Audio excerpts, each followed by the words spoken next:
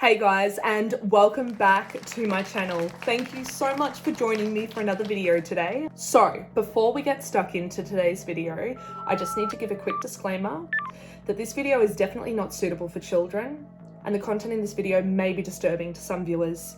So if you need to sit this one out, please ensure that you take care of yourself, and I'm sure that I'll catch you in the next video. Bye! The content in this video is for entertainment purposes only.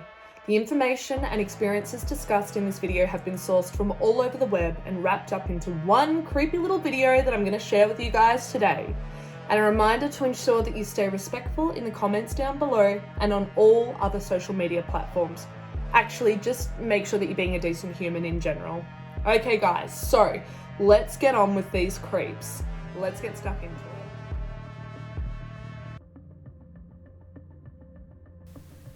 Have you ever had that feeling of being watched? Someone else is in the room with you. You may feel them right behind you, just a presence. You might feel cold or a shiver up your spine. You might perhaps hear distant whispering, footsteps, scratching on the walls, or it could be as obvious as loud bangs and objects being thrown around the room. There are many different hauntings that anyone can experience, and tonight we're going to delve into the details of some classic, good old ghost stories between myself and my friend Tim J. Looking forward to going into the details of a few different types of hauntings that you could experience, and the details as to why these spirits might be haunting and gaining that better understanding of what's actually going bump in the night. So sit back, dim those lights, and get ready for some creeps. Thank you so much, Timmy, for joining me tonight to have a chat with me about some good old ghost stories. I believe you've got a few really spooky ones to share with me tonight. So I would love it if you could kick it off with the first story. All right, I better bring this up, hey? Yeah. Yeah, so the first story, so this is one that actually a work colleague told me. So yeah, one of her friends, she lives in like northern suburbs of Melbourne, and yeah, her friend had a couple of experiences in the house that she lives in. So yeah, one time her mum was at home by herself. She was like doing something in the lounge room, and she heard footsteps like running down the hallway, and like it was a wooden floors, and she yelled out to her daughter, like, stop running in the house or whatever else. And then she didn't hear a response, and then she's like, oh, that's odd. And then so she got up, she walked down the hallway, and then she went into her daughter's room, and her daughter was just in her room, like sitting there, I don't know, reading a book or doing something really quiet. And, the mum was like, did you just run down the hallway then? And the daughter's like, no, I didn't. She's like, okay. And I don't know if it was spurred by that incident or whether it was separate, but then the mum had a conversation with the daughter, basically because she was hearing, kind of sounds of other kids in the house. And the daughter said to the mum, she said, oh yeah, there's a young boy, he comes here sometimes. And the mum's like, what do you mean a young boy? And the daughter's like, yeah, he kind of comes and then just kind of goes and vanishes. And yeah, the mum found out, I don't know how, I mean, this is a secondhand story, but she found out that there was a young boy who he had died on that site, and like it used to be a big construction site, and he was playing there one day and basically had an accident and died. And yeah, so apparently that was him in the house. Oh, that is so creepy. There is nothing more terrifying, I think, than children and like child spirits. It is just it is seriously the eeriest and most creepy thing. It just reminds you of someone with a music box, like singing that you see in a horror movie. It just freaks you right out. And I don't know whether you've seen The Conjuring, but in that scene where the mum's going down to the basement to hear, like, well, she goes to investigate all the clanging and banging going on by this ghost before they know it's actually haunted. And there's this kid that's just like, want to play hide and clap, and claps like everything else, like every like demon, like, I mean, it probably was a demon, but like every other horrific type of spirit and everything is just nothing compared to children. Children are terrifying, especially when they're dead. Like, no way. Yeah. Oh my God. Yeah. So do you, now I Yeah. know this is Pretty scary. I know this is a secondhand story, but I'm interested to know. So you said northern suburbs. So we're here in Melbourne, just for anybody Mm. who isn't aware. Do you know what suburb it was in? Just out of curiosity. I think it was near Diamond Creek. Ah, nice Yeah. area. Nice area. Yeah. There you go. That is really, really creepy, but quite interesting to know that when somebody does die so suddenly, and especially under quite traumatic circumstances, I mean, a child having an accident and their life ending then and there, that's horrific. Without even having to go into any further detail of that actual incident itself, regardless, that alone is terrible. So it really makes me intrigued with the whole concept of, have you heard of residual hauntings before? No, I haven't. Tell me about it. So a residual haunting is essentially when a a death is quite sudden or a really traumatic event occurs that results in somebody's death. And essentially, it's when a spirit doesn't always necessarily know that they've passed over, that they're no longer with the living. They will go Yeah, about their right. business. Yeah, it's creepy. They Well, that's going to tie into one of my other stories. Oh, stop it! Really? Yes. Yeah.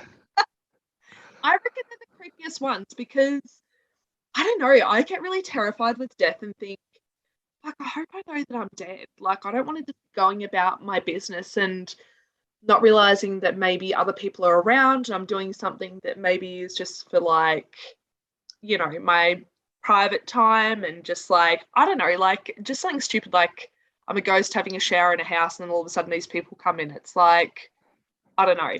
I'd rather know I'm dead. But Yeah. anyway,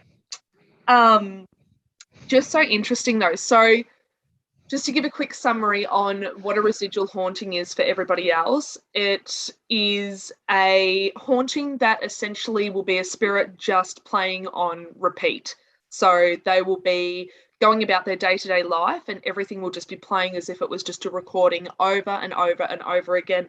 And that is because they don't understand that they've actually passed over. So that's a lot of the times when you'd have your psychics and mediums come in to a house perhaps that might have a bit of ruckus going on or might be feeling a little bit off, especially in this instance, Tim J, with your work colleague's story about the running up and down of the hallway. Like, I mean, that would get a little bit creepy after a few times of hearing that. You can have the psychic or the medium come in and actually help these spirits like go towards the light. So they direct them over and move them on to the next world. Yeah, right. But yeah, any sort of kid ghosts, imagine that. Like, how would you come to grips with that as a spirit? Like someone coming in and just, you were going about your day to day. You might have been, I don't know, hooning up and down the hallway as a kid, and then someone just comes in and is just like, go towards the light. Sorry, mate, you're dead. You've passed on. Like, oh, creepy. Yeah, it's funny. My mum actually, she works at Cold Creek, which is a little historic, tourist type village, Yeah. and like there's a lot of old buildings there that were brought, from other places and then kind of put together at Cold Creek, and yeah, she was telling me the other night a whole bunch of stories about the tour guides there, seeing and experiencing things. Yeah. So it's interesting how you know, they don't necessarily have to be tied to like the kind of land that perhaps they lived on. Like perhaps spirits can be tied to buildings and things as well. So But literally yeah, tied to buildings and taken to another place. That's yeah, yeah. Anyway, we should do a site visit there one day. yes, absolutely. Why am I Yeah. having a mental blank? Where is Coal Creek again? It's like South Plan, like near Currumbara, like near Inverloch. Oh, that's right. Right. Yeah. That is cool. Do they actually do ghost tours, or are they just like historical tours that happen to end up resulting in some creepy shit? So it was, I mean, the place started as just historic tours, but then they do have ghost tours there now. But the actual seeing of the ghosts and experiencing presence and stuff, that's just been experienced by the tour guides. I don't even think a lot of it would have happened on the ghost tours just from working there. And my mum was telling me like, yeah, all the other tour guides have told me they've seen a ghost, and I was wanting to see one, but she didn't, unfortunately. That is so Yeah, not, interesting. Like, yeah. I was actually reading the other day about how the paranormal actually presents themselves to the living. Like, I guess Mm, what I learned from that little bit of research is it all comes down to intent, like whether they want to actually communicate, whether they want to be just noticed, their presence, and how they want it to be noticed, like whether they want to be, this is going to sound ridiculous, but literally the five senses, whether they want to be felt, whether they want to um, be heard, like I guess the footsteps, whether they actually want to be seen as a full blown apparition. Like, I mean, I was surprised when I started doing this channel just with my research how uncommon it actually is to see a full bodied apparition. Like with these ghost stories and everything, like a lot of it is always just hearing something or having that feeling that someone is around you, or even taking on an emotion that perhaps that spirit is trying to communicate. Um, like, it's just so rare to see a full-bodied apparition. I just didn't realize it was such a rarity. I thought that that was just how everybody saw ghosts. I mean, that's what you hear about all the time. yeah, right. Well, I don't know. I feel like my stories, they're gonna have a bit of everything: the full body apparitions, the kind of the presence, feeling the presence. The second story. So this is one that I'm much closer to. Yeah. So I lived in Melbourne. I lived in a house with my brother and a couple of housemates in Box Hill for a number of years. And my housemate Dylan, I mean, he was kind of into spirits and seances and whatnot. So I don't know if this influenced his experience, but Mm. it was actually in the period of the Black Saturday bushfires back in 2009, I think it was. And yeah, it was during that summer, and you know, it was a couple of days after the really bad bushfires, and you know, a couple of hundred people had died, and he was home alone in the house, and he basically he came out of the toilet, and so he was in our hallway, and he saw a kid was just standing there, like a full bodied spirit, and the kid was like covered in burns. So yeah, he had like burns all over his face and his body.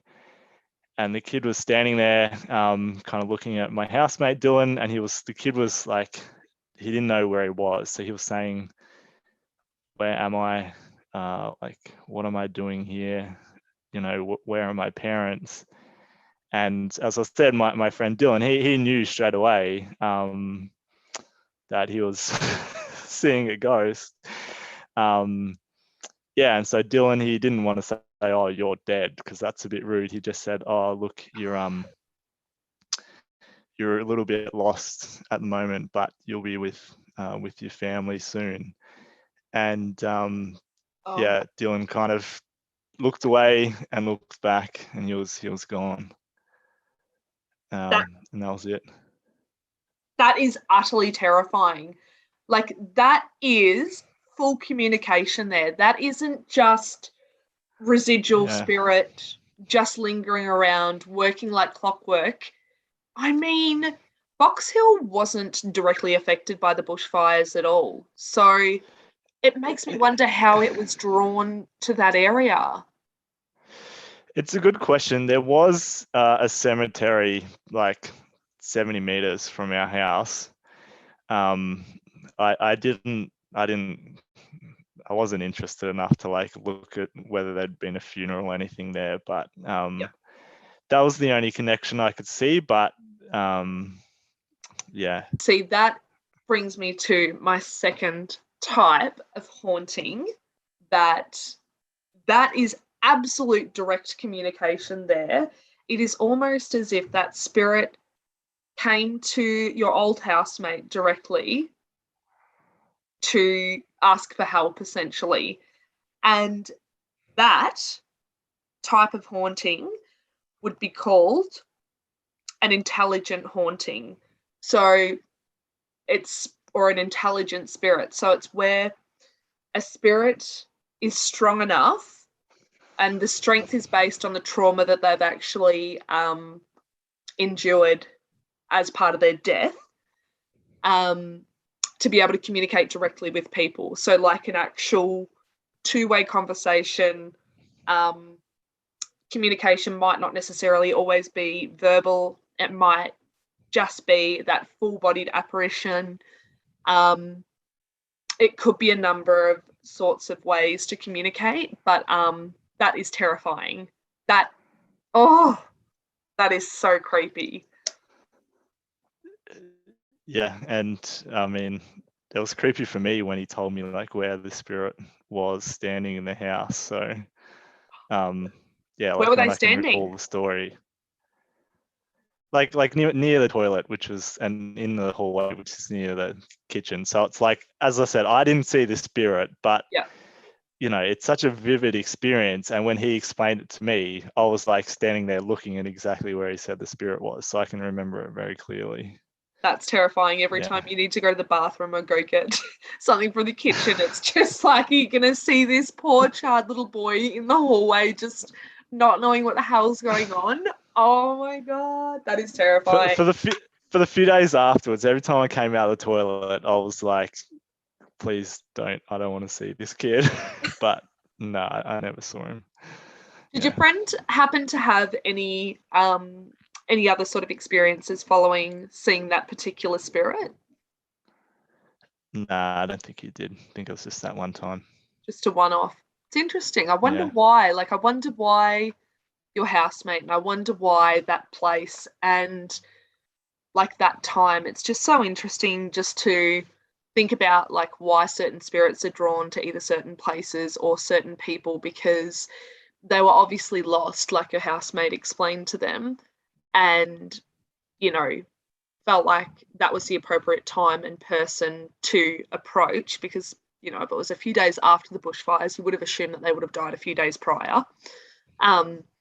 But yeah, it's kind of nice to know that your friend was sort of approachable for someone, you know, in that situation that was lost like that. So I don't know. It's really sad, but nice as well. Yeah, he handled it pretty well. If it was me, I would have been just like, what the F is going on? Probably why the boy didn't present themselves to you, Tim J, because you would have just been you probably would have terrified the poor kid. You would have been like, mate, you're a ghost. Like, go. Like, you're terrifying. Go home. Yeah. Yeah. I know that this isn't my story time, but I would like to share a brief story about my experience, and this was not too long ago, with an intelligent spirit. So I'm still a skeptic. I actually am sitting in the room where I saw it happen too, so I'm looking around like, what the fuck?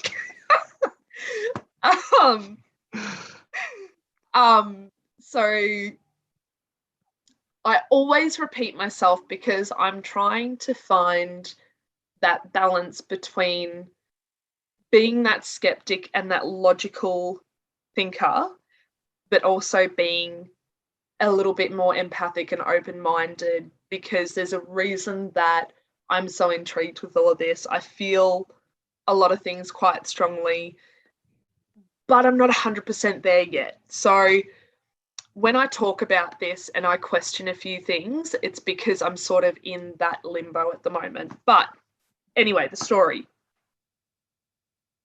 So one night I was having like a really awesome dream and having like the best sleep ever after I'd slept for the first time in so long. And I was like, this is fucking brilliant. And I was just having this dream that for some reason we were in our old high school, our senior campus, but our senior campus, and I don't know why this was, I think it was probably because we'd been talking, there was a few other people from high school, maybe it was sort of like, I don't know, it was front of mind.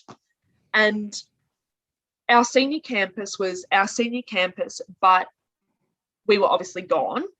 We were all adults, but like it was also for some reason a hotel and a cinema up the back end towards Labella. So all the front end towards like further down Grey Street and towards like Labella and IGA, it was like all like this cinema off to the right in like the old studio arts room and all that sort of stuff. And like on the left-hand side, where we used to have like music and English and all that, it was like a hotel. I don't understand why, but anyway, it was. So that was my random dream. And it was a really good dream though, because like we were taking, for some reason, my girlfriends and I were taking like our kids through going, oh yeah, this is our old school and they've made it like a cinema and a hotel, and it was like really cool. And then all of a sudden there was like a gunman running around in school, like we could hear gunfire. And we're like, oh my God, we've got to like hide the kids. And we went into the cinema and there was this older lady who was trying to help myself and my girlfriends hide our children under the seats, or, you know, behind those curtains that cover the walls in the cinema for the sound. Yep. Or behind there. And we were trying to hide from this gunman. Anyway, I didn't end up seeing anything bad happen because I actually woke up before the gunman reached the cinema. So thank God for that, because that was getting a bit hectic. But I woke up and I absolutely shit you not, the lady who was in my dream, who was helping me hide the kids from the gunman, was standing at the edge of my bed, and she was holding my eldest son Mason's hand, who is a notorious sleepwalker. He sleepwalks constantly. And Mason was literally standing there with this lady holding her hand, and I'm like, I'm still asleep. I'm obviously, you know, that sort of, it's sleep paralysis, or like that false awakening, that sort of dream state that you can get into, especially if you're in a really deep REM. I was like, I'm still dreaming. Yeah, I was like, I'm still dreaming. But then it was happening for, you know, maybe 5 seconds or so. And I was like, oh, I'm pretty sure I'm awake because I'm sitting up now. And Mason walked the lady out of our bedroom, walked her to the front door, opened the door, let her out, shut the door calmly, and walked back to bed and went back to sleep. Doesn't remember anything at all. And I'd followed him down the hallway. And the only reason I know that I was actually 100% awake is because I've never felt any physical feeling before in a dream. So if I've hurt myself or if anything's happened, it's always been an emotive type feeling. It's never been a physical feeling. And the floorboards were still quite cool because it was first thing in the morning. The heater hadn't gone on yet. And the only reason I knew I was awake is because my feet were on the floor and it was cold. And I was fucking terrified. Mason doesn't remember anything. That is quite a story. So, did you go straight back to sleep? No. And I couldn't wake Matt up and say, I think I've seen a ghost, because he would be like, I think that you did not. Like, it was like, no. I just sat up in my bed and started Googling like false awakening, sleep paralysis. Yeah. Everything like that, because I was like, what is going on? And then I messaged two of my girlfriends because I'm like, guys, look, I know that you're really into this sort of spirit world and everything, but just humor me for a second and give me any sort of reassurance that this has not happened. But did I just see a fucking ghost? And yeah, I absolutely did. And it was a full body apparition. There was no transparency to this person. But at the end of the day, despite the fact that it was absolutely terrifying because there was a stranger in my bedroom looking at me with my son, like, why are you holding my son's hand? And Mason, why are you sleepwalking again? Like, for fuck's sake. But like, she was so lovely in the dream and she was so calming, and Mason was asleep. He didn't seem distressed taking her outside. It's almost like he was sort of guiding her out somewhere. I don't know what it was. It was terrifying, but it was also really beautiful as well. Whatever it was, whether it was still a dream, and it was like a false awakening or some sleep paralysis, or whether it was genuinely a paranormal experience, which everybody that I've told this story to that has some sort of insights into that paranormal sort of world believes that it definitely was a ghost. Whatever experience it was a pleasant one. So, yeah. But this is the thing. I feel like if you went back to sleep straight away, there might be questions about whether it was just a dream in a dream. But if you stayed awake for like a while afterwards, like, I mean, your brain's not so broken that you can't realize you're in reality. Unless, I mean, if it is, I'd be really quite worried.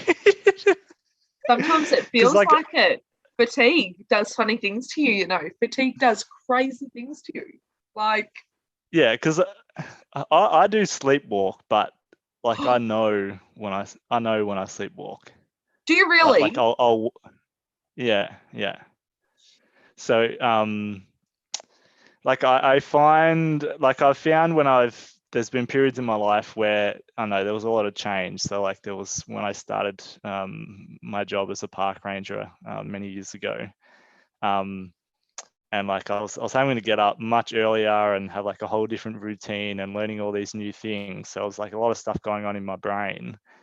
And yeah, for the kind of the first 3 weeks of starting that job, I sleepwalk like 3 times. So what would happen was, in my dream, I'd be like lying on my bed, sleeping in my dream, and then I'd be dreaming about something like someone coming and like getting a big snake and like putting it through my bedroom window. And so in my dream, there's a big snake, like, you know, slithering around my room, and then it comes onto my bed. And then I would wake up, like, you know, but I'd still be sleeping. And then, you know, I'd kind of come to it and I'd be like standing like in the corner of my room, like trying to like open my door handle and stuff like that. Oh my God, that is so scary. And you live alone as well, don't you? So there's no one to sort of guide you back gently to safety. Well, then I was living with my brother then, but he was way out the other end of the house. So like his bedroom was way out the other end of the house. Yeah. So there's been times, yeah, where I didn't get out of my room because I sleep with my bedroom door shut. But then there's been another time where I did wake up and I was like standing up in the hallway. But like I've remembered them, you know, like I went back to sleep, but I like in the morning I was like, oh man, I was sleepwalking again last night. Yeah. It's so interesting, all the different conscious levels of our brain. But you're right. I really, like, I mean, I did not go back to sleep at all. Like, I didn't go to sleep until that night, like normal bedtime again. So, yeah. I haven't seen her since, though, and I haven't dreamt about her at all either. But who knows? That's a cool story, though. I know, talking about ghosts, spirits. I guess I'll make 2 points. One is that the experiences that people have are like very common. So like you don't meet that many people who haven't had a ghost, like they haven't experienced something themselves, or they haven't been told about something that someone else has experienced. So it's not like So I just think, like, I am still a little bit of a skeptic. I'll probably become a full believer if I see a full, a full-bodied Yeah. spirit myself. Like, it's kind of hard to deny that they exist if you see one yourself. I mean, it's either that or you've got like psychosis and you probably should be on antipsychotic medication, but it's one of the two. Um, but I don't know, it's just so many people have stories. It just seems like if there was nothing there, there would be no stories. Like, there's no one who has stories about seeing a vampire. You know what I So mean? true. Like, So true. Yeah. No one's like, oh, I yeah, saw like it like now. vamp. Like, there's all these other folklores that you don't hear. Modern day people saying, "Oh, well, I saw a werewolf," Yeah. but you do hear about, yeah, people seeing ghosts. So I am still, I'd say I'm agnostic. Like, I Yep. mean, obviously we had our previous episode where I spoke about my Ouija board experience, which I can't really explain other than something that felt like it was paranormal was going on. Yep. But yeah, I'd like to see a ghost, a spirit myself, and then yeah, Would you like that'll to really see, change it for me. would you really like to see a spirit mainly just to confirm everything and just to sort of give you that definitive answer? Or, Yeah, yeah, yeah. because I'll find it terrifying, so I don't really want to see it in terms of like. Yeah, it won't be an enjoyable experience. I mean, I don't know. Some people are kind of like more comfortable with, like, Yeah. I guess they're not scared of them. Like, yeah, my previous housemate, he, when he was telling the story about seeing the boy, he didn't like say like he was scared, because I mean, he was kind of into that stuff. So it was like I think he kind of knew that like spirits can't really hurt you. You know what I mean? I wish that I knew that for like sure, because you and I have like an obvious Yeah. interest in this sort of topic, but you've just said you'd shit your pants. I wouldn't be able to sleep for a fucking week. Like I would just die of fright. Like I nearly died of fright when it wasn't even a bad feeling when that incident happened. And the only reason I think I didn't die of fright is because of the fact that I thought that perhaps I was still in a dream state. So that's fantastic for like self-preservation there. Kudos brain for that. But yeah, like crazy. Oh, yuck. All right. Now, you've got a third story here, and I feel like we're heading back into Ouija board territory. Are we heading back down that way?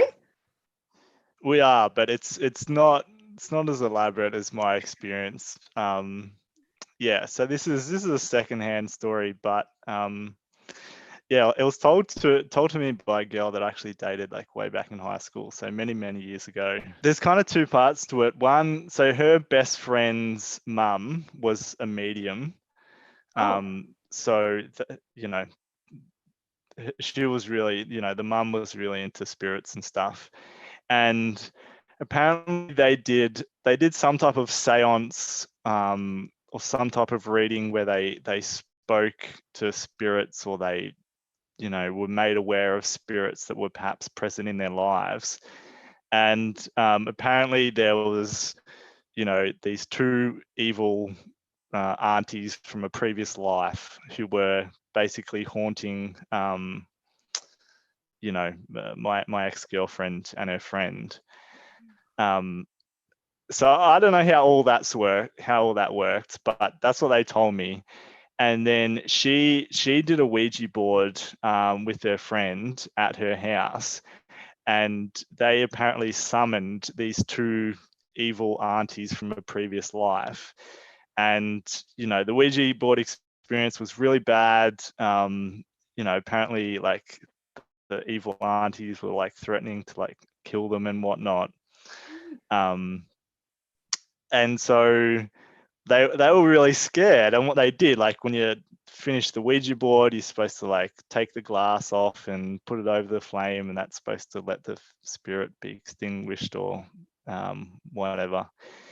And they didn't do that. They got the glass and they kind of put the glass into like a kind of plastic container, like with a lid, like kind of like that big.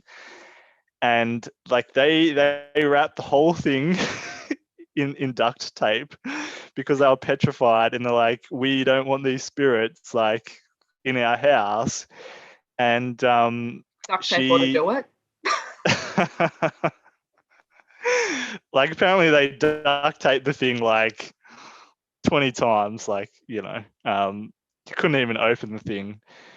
And then she went to school one day and then came home, and she found like in her room there was like duct tape shredded, like not just unraveled but shredded all over the floor, and the container was sitting there on the floor and it was open. And apparently her parents are away. She didn't have a sibling or anything else. No one had been in her house apparently, and the spirits apparently had escaped their little prison there. That is insane. That is a good note to self. You must always finish the board. You must never leave. If you're going to do a Ouija board, you're going to do a seance, you must finish the board. You must say goodbye. You must not just leave the board. Finish the board. Believe or not, finish the damn board. And duct tape is not going to keep a spirit anywhere. It's just not. Finish the board. That is, I could imagine that. Like, Yeah, pretty scary. That one is. I mean, that's what I mean. With my bad Ouija board experience, like I at least, got the kind of pretty mean spirit to agree to let me leave before I just like left. And, you bloody stayed. You saw it through. You finished the board. You didn't just. Yeah. And I didn't have any bad things happen after that, so. Oh, that is good. Now, look, I know this one again is a secondhand story, but do you know if your ex had anything sort of unfortunate happen to her or anything paranormal happen to her following that particular event? I can't remember.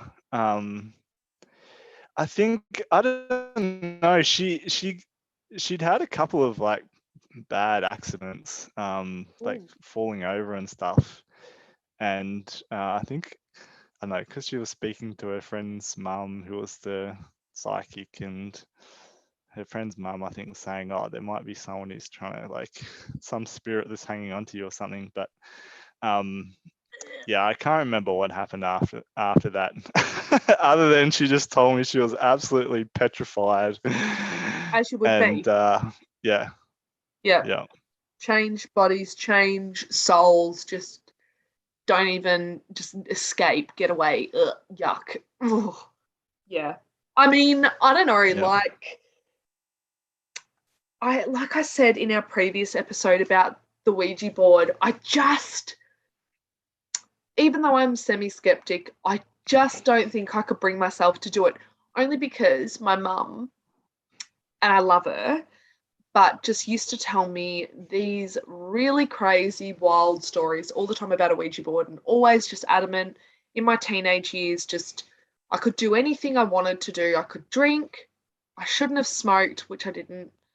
And she would always just say the main rule was, like, and it's ridiculous, I would have house parties, you remember them, like, honestly, the main rule was don't do drugs and don't do a fucking Ouija board. They were honestly her two main rules. I could get away with anything else. We would roam the streets at night time, wouldn't we? Like, just, oh my God. But she was always just like, don't ever do a Ouija board. Don't ever do a Ouija board. You never know what that shit will bring to you. I've still got spirits following me from when I did a Ouija board. So, I don't know. I don't think I'll do a Ouija board. Not even for the channel purposes, I don't think that I'm brave enough. And I'm okay with saying that. Yeah, look, I think if you do one and nothing happens, it's fine. But if you had an experience like mine, it's very scary. It's very, very scary. Would you ever do one again? Yeah. Yeah, I would. Yeah, Back off. I You're would. crazy. Ugh. Okay. When we This is a thing. I say yes, but I've got this feeling like the experience I had, it wouldn't really be able to be replicated. So I feel that's like good. whatever happens can't be as bad as what happened then. But who knows? Maybe I could do a Ouija board and it could be once again a very terrifying experience. Well, now that And you then fucking I'd said be sitting that, there. I'd be sitting there being like, why did I do this? Why did I go through this again? I thought I'd just put that period of my life behind me. like now that you said it can't be as bad as the first time I did it, it is absolutely inevitable now. It is fate that the next Ouija board that you go and do, it is going to be tenfold compared to that first one. You've just absolutely sealed your fate there by that. Yeah, I'll have some horrible spirit and the glass will be just going berserk, and Yeah. then I'll see a demon afterwards as well to top it off. Fuck that. I keep looking over at my wardrobe. I do this all the time. I always get freaked out when we record. It's either mist or something else. But tonight I've left my wardrobe door open and I've got like everything sectioned by colour. And I've just got like a section of black and I keep looking over it and I think I see eyes through there. I don't. I'm just getting a bit scared. Anyway. Your imagination getting the better of you. Oh, I see why I question things. I'm like, eh. Oh my god, that is really freaky though. Oh, maybe you can do a Ouija board when we eventually get a chance to go out to Phillip Island to do the New Haven boys' home. I hope it's okay if I don't participate though. Yeah, I feel like we couldn't record it because if we recorded it, then it's guaranteed nothing's going to happen. That's so true. Do you think they're camera shy? They mightn't have done their makeup. I feel like there is something about, once you observe an experience or a phenomenon, it changes the phenomenon. Yeah, true. Yeah. Absolutely. Now you've got a couple more stories to share, or one more. Yeah. Yeah, so this is another second-hand one, and then my last story I'm pretty close to, so that'll be a good one to finish on. Ooh, I'm excited. So story number 4. It's funny, I always talk about my ex-girlfriend. Is it the same one or a different one? Nah, different one. So this is a girl. This is a girl I dated at university, and yeah, she told me a story. We were talking about ghost stories. She lived out kind of near the Yarra Ranges, out of eastern parts of Melbourne, and her friend had a farm, and she was hanging out with her friend on the farm one day. I think it was dusk or getting dark in the evening, and they were just playing around, and they saw this man. He was probably 100 or so meters away, maybe less, maybe 50 meters. But he was like a man, kind of tallish figure. Like he was wearing a kind of a hat, I think like a kind of a broad brim type hat, and he had these like big red glowing eyes. And my friend, my ex-girlfriend, she was, very scared, petrified, and she said to her friend, like, what is that? Like, what is that thing? Oh. And her friend was like, yeah, that's I mean, they were young, like maybe even like early teenagers, and her friend was like, oh, that's that's the man with the red eyes. Like I see him around here. And she's just like, yeah. Yeah, he comes from time to time. And then they jumped on, because there was like a farm, and so they jumped on her friend's motorbike and just like like it's like a four-wheeler, and they just like sped off, and they like riding really quickly for a few hundred meters, and then like the man kind of like appeared like, I don't know, 20 meters behind them, even though he was a few hundred meters away. And yeah, I mean, she saw him, and yeah, of course, it was the red eyes, which were the most, I guess, identifiable feature. But yeah, apparently her friend had seen this spirit quite a few times out of That yeah. is horrific. Now, what is your first thought about any spirit with red eyes? What sort of haunting or what sort of spirit would you put red eyes down to? I don't know. It's actually funny though, because I had a sleep paralysis event like later in my life, and the figure that I saw in my sleep paralysis kind of reminded me of that man. Do you think that Um, it's a trick of the imagination, or does it not sound like a fucking demon? I don't know what do demons look like. I don't know. Black, red eyes, Yeah, I boobs. guess. Yuck. Never usually female though, which is really funny because some women are really evil. I mean, it's not always just guys that are evil. So that That is interesting. isn't it? Yeah. It's pretty sexist, isn't it? Yeah. It wouldn't make sense. So there's only male demons, it's not female demons. I mean, there might be female demons, but I only know of like male occurrences or instances or stories or labels of who they are and everything. Maybe. Yeah. Because they're all fallen angels, right? Like they never ever were human, but they were never ever. They never walked the earth. So I don't know. And maybe only if they're fallen angels, maybe only God's angels were men. I don't know. It's weird. I don't know. I don't know. I know plenty of women that are equally as evil though. So I don't know. Like that lady in Russia that ate her best friend. Like, I don't know. Was that recent? I can't remember what it was. I think it was in 2000s. They were an older pair of friends. They were in their 60s. And yeah, her best friend ate her. Fully. Like lived with her for months. Yeah. Murdered her Like and killed her cannibalized. first? Yeah, cannibalized her over like a while. Yeah. Yeah.